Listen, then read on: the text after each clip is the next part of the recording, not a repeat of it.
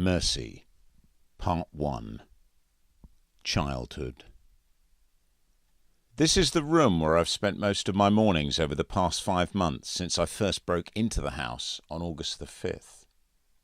You wouldn't really know I'd ever been here, even if you looked closely. This is Stephen Andrews' house. Has been for 15 years, but I'm here now, and in an hour the last 5 months' work will be at an end. I'm not going to kill him. There wouldn't be any pleasure, any art in that. But I'm sure when he hears what I have to say, he'll wish he was dead. And that will be just about fair enough, all things considered. He wasn't the only one. Russell Ford knew pretty much what was going on. Not everything, of course. Only Andrews and I knew the worst. But he knew what Andrews was like. He shared a tent with us once. Even back then there were school outings. Not quite the industry placements, army training and Duke of Edinburgh Award weekends these round-the-worlders take children out on nowadays. This was the Hartledge Grammar camping weekend that all boys undertook in the February of their final year. It took place in the grounds of the house of an old boy of the school who lived in a Hertfordshire village at the edge of the county. Things were tolerable with Andrews then. I rather liked him. He was a tall, thin boy, or appeared so to me. I couldn't have been more than 4'11" at the time. He had a handsome, dark complexion and eagle eyes that could caress when they smiled, but could cut ice when they shrank back into the shell of his head. Piercing tiny dots. His hair was short, black, and unremarkable. In the end you only saw the eyes. As a barometer for what he was thinking, they were his potential victim's most reliable asset. I'd been strangely excited when I realised that Stephen Andrews and I would be sharing a tent that weekend. He was the kind of person you wanted other people to think you were in with.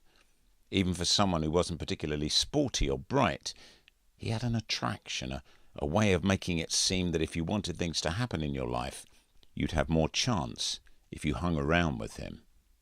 And I had done my fair share of hanging around, with limited success. Kind words and noble gestures ran into their hundreds as I moved up the school, but none of them stuck. None of them opened a door for me, not with anyone. I was one of the loners at the school from day one, and it was not a chosen occupation. But I believed from that moment that I could make my last 5 months at school happy ones if I could form some kind of relationship with Andrews.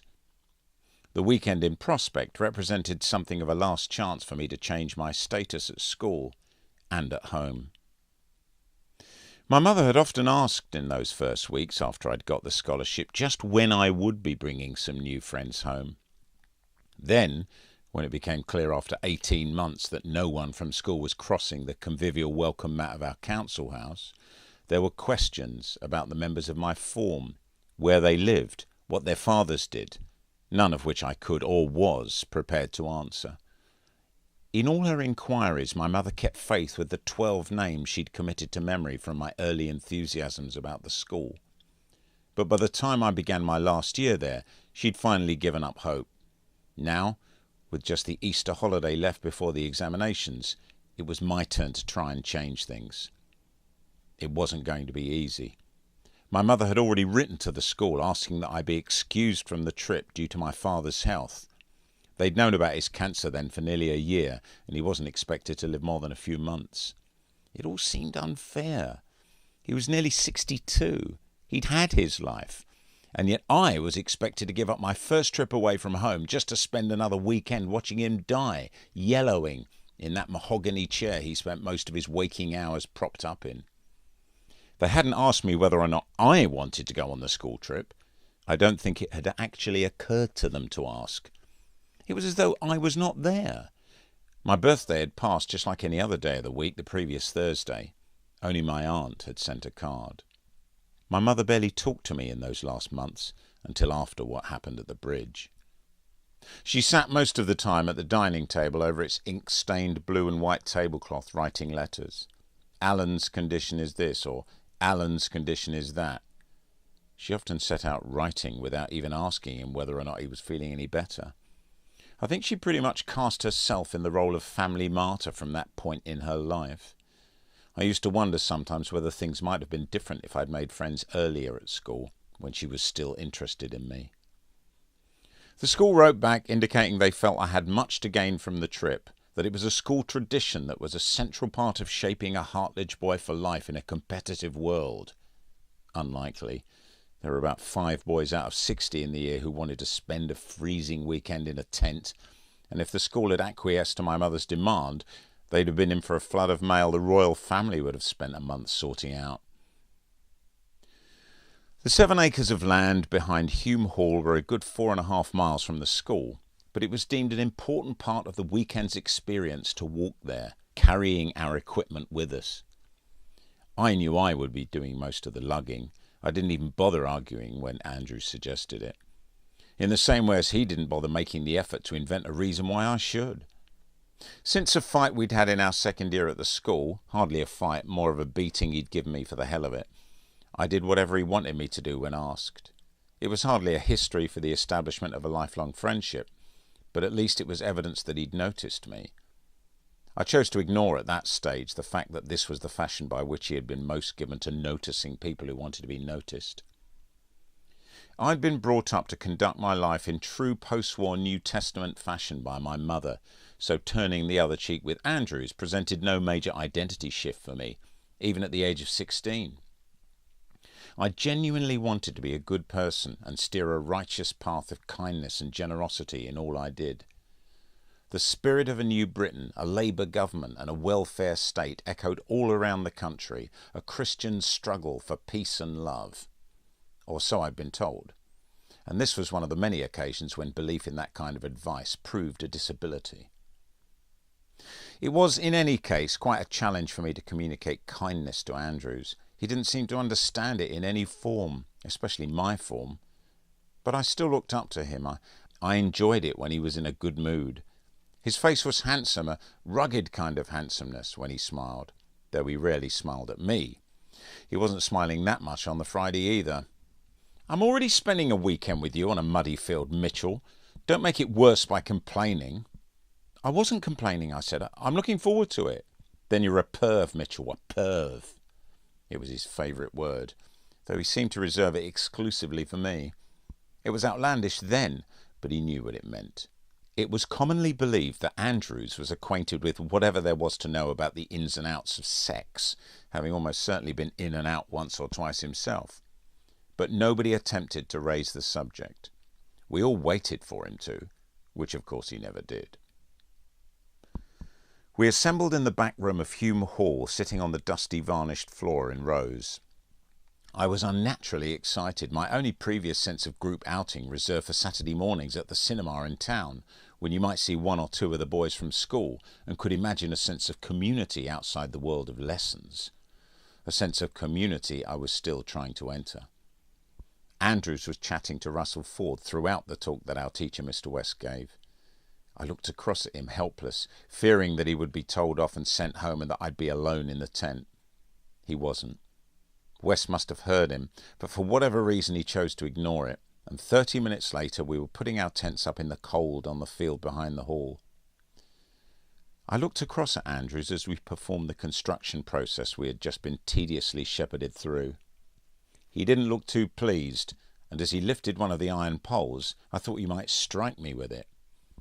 "Be a bit of a laugh, won't it, all this?" I said, eventually. "Are you some kind of tart, Mitchell? Do you like this shit?" "Don't you?" "No, actually I don't." He beamed widely. "But there is a favour you can do me, which might make my stay here this weekend a little more pleasant." "What is it?" I asked, innocently. "Beef jerky." "Ford is in the tent 3 away from the teachers, opposite ours, with Collins. When it's lights out, you go over to him and send Ford over here." "Why?"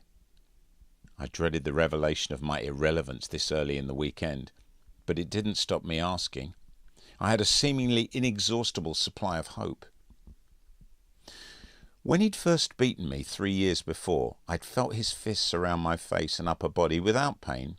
I'd understood what he had to do and had accepted it. Afterwards I'd felt numb, and one of the blows to my head had made it swell painfully. I explained to my form tutor that I'd walked into a door. I could remember the experience with some fondness, as it bought me quite cheaply, I think, considerable respect from the class for the fact that I did not cry, that I did not grass.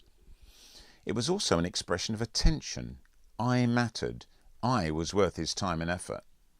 I looked up at Andrews afterwards from the floor, and he looked exhausted, more exhausted than I felt lying there. I didn't say anything in response, and so, I suppose, the matter was closed. But this time it was different. I didn't want him to have his way if it meant I didn't matter any more. "Ford and I are mates. He's a baggy." "What's that?" "Something that you're not." The stress on the last word effectively closed the subject. Eventually, though, I agreed to allow Ford into our tent after lights out, but I wouldn't swap with him. For all my efforts at ingratiating myself with Andrews, I still had a high respect for the realm of authority at the school. Andrews accepted my excuse, with the proviso that I would act as lookout for Ford on his journey past the teacher's tent. At 10 o'clock, I went over to collect him. Ford didn't seem particularly surprised to see me, but then nothing surprised him. He was a squat, fat and ugly boy who smelt like some old Bovril sandwich hanging from the mouth of a stray dog. He had, in addition, the habit of coughing up great rasping shots of phlegm, leaving his mouth open with little or no concern for the trajectory they took, or the final destination they found. It was difficult to believe him capable of any human act other than existing, smelling, or coughing up greenies. It had stopped raining earlier that evening, just before we came to unpack the tent, but the field was still very wet. We had put our tent up promptly, keeping the excess water out, but other than my thin school shoes, I had only the pair of whitened plimsolls that I stood in outside Ford's tent. Great peals of laughter came out from the teacher's tent a few feet away, which I welcomed, as they drowned the squishing sounds I made as I staggered back to ours, Ford following behind in silence. My heart raced as I squelched my way across the muddy field, one slow drag of a heavy foot after another. Somehow we made it back, and while Ford and Andrews were greeting each other with glee at the success of their furtive rendezvous, I took off my muddied socks and plimsolls and sat on my sleeping bag on the opposite side of the tent from them. The reason why they wanted to be together should have been obvious, but I was still surprised and a little scared when Ford took out a box of Players No. 6 from his pocket. Cigarettes. I didn't know if I was more terrified that we'd be found out or that they might force me to smoke one. The only good thing about the smoke was that it overpowered the smell of Ford, a smell that had threatened, with its new wetness of sweat and stale raincoat, the induction of projectile vomiting. I watched him and Andrews giggling, daring each other to be the first to light up. No friendship, it seemed to me then, could be cultivated without recourse to some act of daring, some stalking venture into the adult world. Perhaps this was what it was to be a baggy. Andrews was the first, even though they were Ford cigarettes.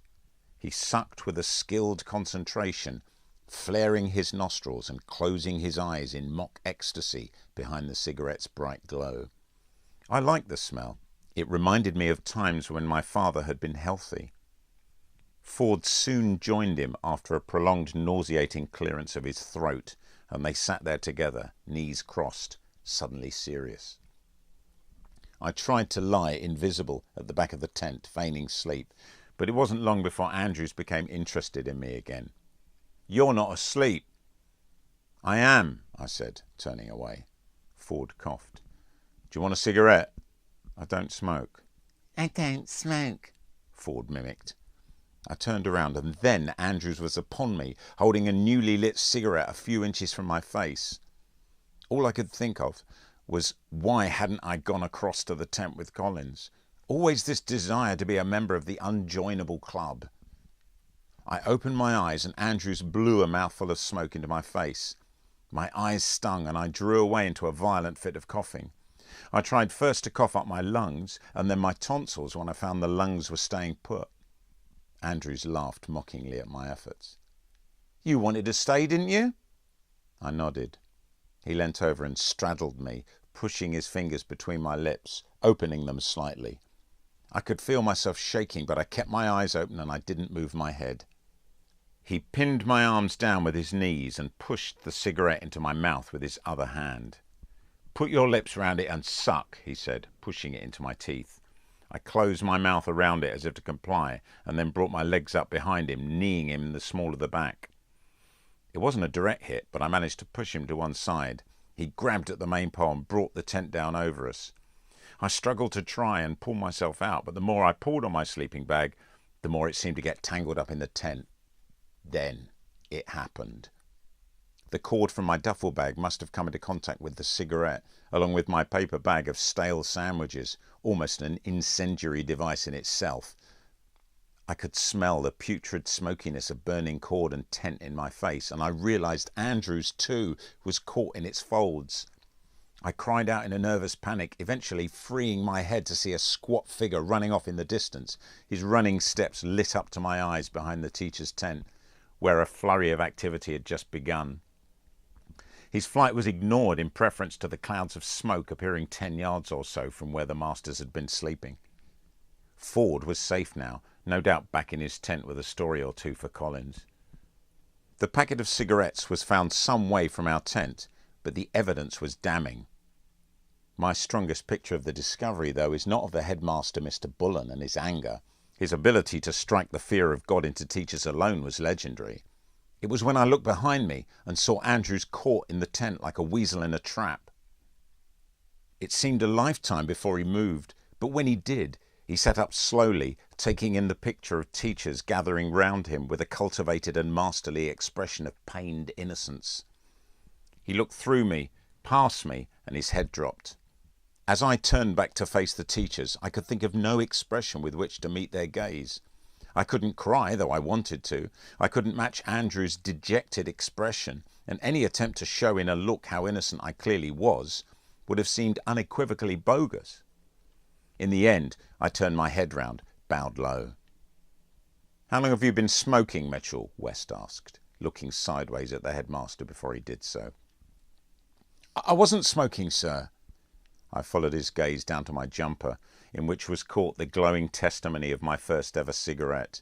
I knocked it away to reveal a large brown hole where it had burned through to my shirt. The headmaster picked it up and held it between thumb and forefinger as if it were a live bullet. "Does this belong to Andrews, then?" "You'd better ask him, sir," I said. I felt the birth of a new pain deep in my gut, born of fear and despair, a feeling I've long since come to associate with those tiny piercing eyes. They say the pain of a cricket ball half volleyed into the testicles from 2 or 3 yards creates the most effective longing for immediate death, but at that moment I would have preferred Fred Truman bowling an over of full tosses into my groin than the very real pain of fear that I felt then, the thought of what Andrews was going to do to me afterwards. But how else could I have managed to avoid lying and not have landed him in it? As it was, both Andrews and I were sent home, and as a result of the individual interviews with all the boys in our class, it was decided that I should pay for the damaged tent cover, and a letter informing my parents of the school's decision was duly dispatched. I didn't bother arguing the point with my mother. She'd never have believed me.